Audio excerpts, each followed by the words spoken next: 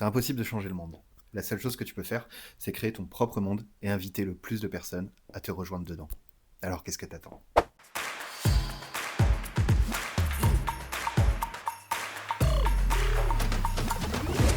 La MTV, c'est le podcast pour ceux qui veulent lancer leur première boîte comme si c'était la 10e. Je suis William Salrin, cofondateur de La Machine, le GPS IA des entrepreneurs, et j'ai le plaisir de te faire plonger chaque lundi, et en moins de 10 minutes, dans les clés de succès pour réussir à bien te lancer. Aujourd'hui, on va un peu changer le ton de ce rendez-vous hebdomadaire. D'une part, parce que les derniers jours ont été assez lourds en termes de doutes pour moi et pour l'équipe de La Machine, et d'autre part, parce que les gens qui me connaissent IRL ont été plusieurs à me partager que ce format était un peu trop scripté et qu'ils ne m'y retrouveraient pas totalement. Évidemment, j'écoute les feedbacks. Ni une ni deux, on ajuste, on itère et on teste. Revenons donc à nos moutons. J'ai vu passer le lancement de Twin cette semaine, un orchestrateur d'agents made in France sans friction, cloud donc, et qui semble avoir choisi de sortir du bois pour capitaliser sur le buzz généré ce week-end, le week-end dernier, par Cloudbot. Le truc qui m'a fait tiquer, c'est que la baseline de Twin, c'est AI Company Builder. Dit comme ça, c'est simple et sexy, mais ça veut dire quoi? Construire une boîte à l'aide de l'IA ou construire une boîte IA native? Avoir les cas d'usage mis en avant par Twin, c'est la seconde option. La machine, c'est la première. Évidemment qu'à terme, les deux propositions de valeur ne feront qu'une, mais ça m'a fait revenir sur une question assez obsédante depuis qu'on a lancé la machine. Ça veut dire quoi construire une start-up aujourd'hui, à l'ère des agents? J'ai donc essayé de poser ma réponse sur le papier et j'aimerais ton avis en commentaire, car le sujet est vaste. Reste jusqu'au bout, car à la fin, je te partage le framework qu'on pousse en ce moment aux nouveaux entrepreneurs qui rejoignent la machine.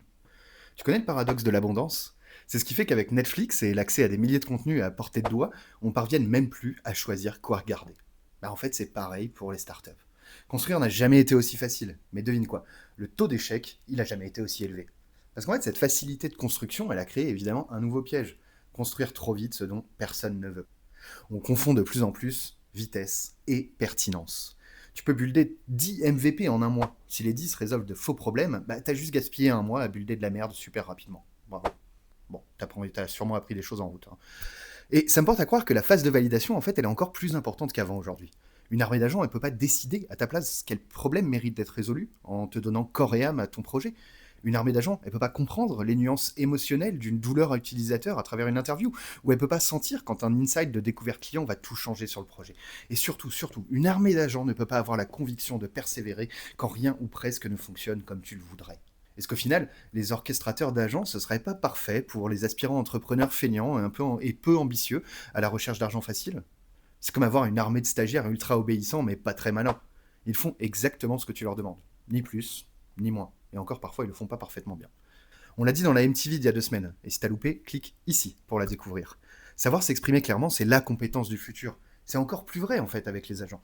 Si tu sais pas formuler précisément le problème que tu résous, pour qui exactement et quel résultat tu veux obtenir, autant pas te lancer. Pensez clairement, promptez clairement, exécutez rapidement. Toujours dans cet ordre. Si tu as vraiment l'ambition de construire une start-up, une boîte qui va changer la donne au long terme, à un niveau, j'espère, global, ton premier jour, en fait, ton premier job, en fait, c'est de décider quoi exécuter. Et ça, personne ne peut le faire à ta place. Avant de te dévoiler comment on s'y prend aujourd'hui avec nos entrepreneurs pour lancer rapidement un projet ambitieux, sois sympa. N'oublie pas de t'abonner, de liker, de partager ce contenu à un pote qui se lance. S'il te plaît, ça nous aide beaucoup. À la machine, notre process, c'est apprends, valide, construis, exécute. Apprends d'abord. Fais des interviews, observe en immersion dans le quotidien de ta cible jusqu'à devenir intime avec son problème. Tu cherches pas à vendre, tu cherches d'abord à comprendre. Ensuite, tu valides. Landing page, waitlist, pré-vente, des smoke tests. Tu valides que le problème est assez douloureux pour que les gens agissent et paient. Une fois que ça c'est validé, seulement tu peux construire. Là, tu vas utiliser Cloud Code, Twin si tu veux, Cursor. Tu builds le strict minimum pour délivrer la valeur promise. Et enfin, tu exécutes. Et là, tu peux déployer toute une armée d'agents. Outbound, suivi client, itération produit. Sauf que maintenant, tu es certain que tu vas dans la bonne direction. Avant, construire, ça prenait 80% du temps.